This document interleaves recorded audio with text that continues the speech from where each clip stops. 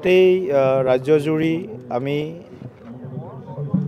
সাংগঠনিকভাৱে বুথৰ পৰা আৰম্ভ কৰি সৰ্বস্তৰত ভাৰতীয় জনতা পাৰ্টিৰ কাৰ্যকৰ্তাসকলক আগন্তুক যি আমাৰ বিধানসভাৰ নিৰ্বাচন এই নিৰ্বাচনৰ বাবে প্ৰস্তুতি চলোৱাৰ কাৰণে আৰু সাংগঠনিক দিশটোৰ পৰ্যালোচনা কৰাৰ বাবে জিলাই জিলাই আমি এনেকুৱা বিশেষ সাংগঠনিক সভাৰ আয়োজন কৰিছোঁ। আমাৰ মনত শোক আছে, দুখ আছে, কিন্তু তাৰ ওপৰতো আমি গোটেই কাৰ্যসূচীবিলাকো গ্ৰহণ কৰিছোঁ। আমাৰ প্ৰাণৰ শিল্পী জুবিন গাৰ্গ ডাঙৰীয়াৰ যি অসাময়িক, আকস্মিক আৰু ৰহস্যজনক যি মৃত্যু, এই মৃত্যুৰ ইতিমধ্যে তদন্ত প্ৰক্ৰিয়া চলিছে।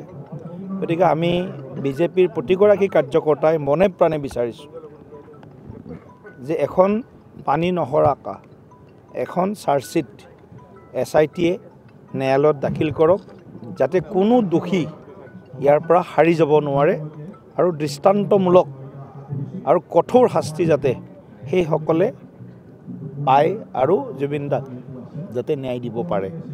এই কথাটোত আমি সকলো কাৰ্যকৰ্তা, দলৰ এইটো আহ্বান, দলৰ এইটো দাবী, ভাৰতীয় জনতা পাৰ্টিৰ কাৰ্যকৰ্তাসকলৰ।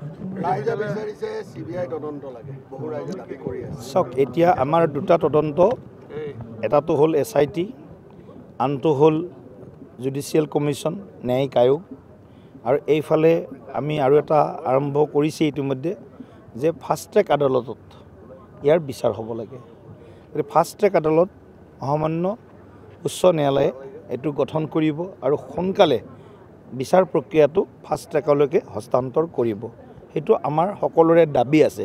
অতি শীঘ্ৰে মহামান্য ন্যায়ালয়ে এই ফাষ্ট ট্ৰেক আদালত গঠন কৰক আৰু এই সন্দৰ্ভত যি ন্যায় প্ৰক্ৰিয়া তাক অতি ক্ষীপ্ৰ কৰক। আৰু শ্যামকানু মহন্তৰ পত্নী কিন্তু তদন্তৰ আওতালৈ অহা নাই, তেওঁতো ছিংগাপুৰলৈ গৈছিলে। এতিয়া কোনে কাক ক'ত গৈছে সেইটো বিজেপিৰ মই সভাপতি হিচাপে মই নাজানো। কোন তেওঁৰ লগত গৈছে, যি কথা আপোনালোকে দেখুৱাইছে সংবাদ মাধ্যম, সামাজিক মাধ্যমত যি কথা ওলাইছে সেইটোৱে আমি চাইছোঁ।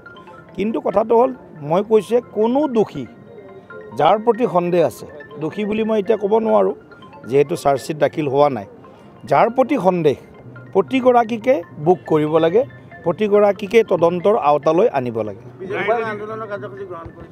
আন্দোলন নহয় এইটো, আমি জুবিনদাৰ অনুৰাগী, ময়ো জুবিনদাৰ অনুৰাগী।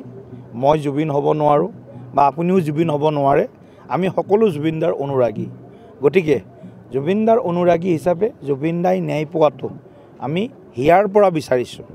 আৰু জুবিনদাৰ ৰহস্যজনক মৃত্যুত, এতিয়া ৰহস্যজনক বুলিয়ে কৈছোঁ, গতিকে ৰহস্যজনক মৃত্যুত পৰোক্ষ প্ৰত্যক্ষভাৱে যিসকল ইয়াত জড়িত হৈ আছিল বা প্ৰমাণ ওলাব, তেওঁলোকে কঠোৰতম, আকৌ এবাৰ কৈছোঁ, দৃষ্টান্তমূলক তেওঁলোকে শাস্তি পাব লাগে। এইটো বিজেপিৰ প্ৰতিগৰাকী কাৰ্যকৰ্তাৰ আবেদন, মনৰ ইচ্ছা।